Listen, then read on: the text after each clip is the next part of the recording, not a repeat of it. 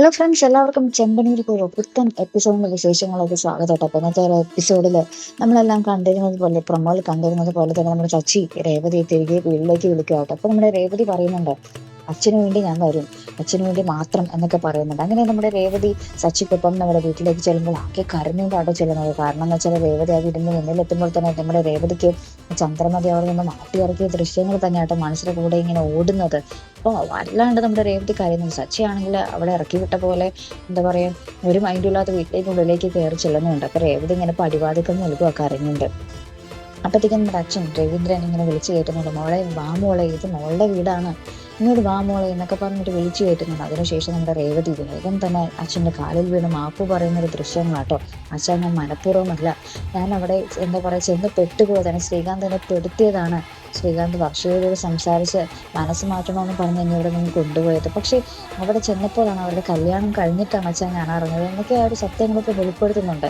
അപ്പോൾ രവീന്ദ്രൻ പറയുന്നുണ്ട്, മോള് പറഞ്ഞതൊക്കെ ശരി, പക്ഷേ മോൾ എന്നോട് ക്ഷേത്രത്തിൽ തൊഴാൻ പോകുന്നുവെന്ന് കള്ളം പറഞ്ഞിട്ടല്ലേ പോയത്, മോൾ ഇപ്പോഴല്ലേ സത്യങ്ങൾ പറയുന്നേ എന്നൊക്കെ പറയുന്നുണ്ട് നമ്മുടെ രവീന്ദ്രൻ. അപ്പോൾ പറയുന്നുണ്ട്, എനിക്ക് മോളോട് അതിൻ്റെ ഒരു ചെറിയ പരിഭവം മാത്രമേ ഉള്ളൂ, ദേഷ്യമൊന്നുമില്ല എന്ന് പറയുന്നുണ്ട്. അപ്പം നമ്മുടെ രേവതി പറയുന്നുണ്ട്, ശരി അച്ഛാ, ഞാനൊന്ന് തൊഴാൻ പോകുന്നു അച്ഛനോട് കള്ളം പറഞ്ഞു, പക്ഷേ ശ്രീകാന്ത് എന്നോട് ഇങ്ങനെ ചതി ചെയ്യുമെന്ന് ഞാൻ വിചാരിച്ചില്ല, അവൻ കല്യാണം കഴിഞ്ഞ് എന്താ പറയാ ഇങ്ങോട്ടേക്ക് വരും, കൂട്ടിക്കൊണ്ട് വരും എന്നൊക്കെയായിരുന്നു പറഞ്ഞിരുന്നത്, എൻ്റെ പിന്നാലെ വരുമെന്ന്, പക്ഷേ അവൻ വേറെ എങ്ങോട്ടേക്കോ പോയി കളഞ്ഞു, അതും ഞാൻ അറിഞ്ഞിരുന്നില്ല അച്ഛാ എന്നൊക്കെ പറഞ്ഞ് ഭയങ്കരമായിട്ട് പൊട്ടിക്കരയുന്നുണ്ട്. അപ്പൊ നമ്മുടെ ചന്ദ്രയാണെങ്കിൽ ഇടയ്ക്കിടയ്ക്ക് ഇവള് പച്ചക്കള്ളം പറയോ അങ്ങനെ കഥ മെനഞ്ഞെടുക്കുക എന്നൊക്കെ പറഞ്ഞ് നമ്മുടെ ചന്ദ്ര ഭയങ്കരമായിട്ട് കുത്തുന്നുണ്ട് കേട്ടോ.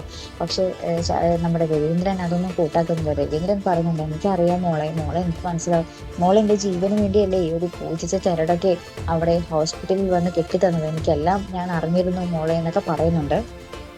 അപ്പൊ നമ്മുടെ രേവതി ആകപ്പാടെ സങ്കടത്തിലേക്ക് നിൽപ്പാട്, സച്ചിയും ആകപ്പാടെ ദേഷ്യം തന്നെയാണ് നമ്മുടെ രേവതിയുടെ അടുത്ത്. അപ്പൊ രവീന്ദ്രൻ എല്ലാം മറന്നേക്കും മോളെ.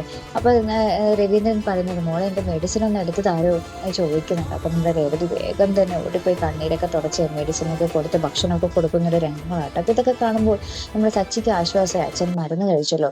ബാക്കി നമ്മുടെ ശ്രുതിയും ഇതൊക്കെ കണ്ടിട്ട് ഭയങ്കര ദേഷ്യപ്പെട്ടിട്ട് അവിടെ നിന്നും എന്താ പറയാ അവര് മുറിയിലേക്ക് പോയി കളയുന്നുണ്ട് കേട്ടോ. എന്നുവെച്ചാൽ ഇത്രയും നേരം കൂട്ടുന്ന തങ്ങളല്ലല്ലോ, രേവതിയാണല്ലോ ഇത്രയൊക്കെ ചെയ്തു കൂട്ടി, രേവതി തന്നെയാണല്ലോ അച്ഛന് പ്രിയപ്പെട്ടതെന്നൊക്കെ ഓർത്ത് നമ്മുടെ ശ്രുതിയും അവിടെ നിന്ന് ദേഷ്യത്തിൽ പോകുന്നുണ്ട്. നമ്മുടെ ചന്ദ്രയ്ക്കും അങ്ങോട്ട് പിടിച്ചിട്ടില്ല, ചന്ദ്രയും വല്ലാത്ത രീതിയിലാണ് നോട്ടവും ആ ഒരു ദേഷ്യമൊക്കെ പ്രകടിപ്പിക്കുന്ന രീതിയൊക്കെ നമുക്ക് കാണുവാൻ സാധിക്കുന്നുണ്ട്. എന്തായാലും സച്ചിക്ക് ആശ്വാസമായി, നമ്മുടെ രേവതിയുടെ കാര്യത്തിലല്ല, നമ്മുടെ അച്ഛൻ മരുന്നൊക്കെ കഴിച്ചല്ലോ, അങ്ങനത്തെ ഒരു ആശ്വാസം സച്ചിക്കുണ്ട് കേട്ടോ.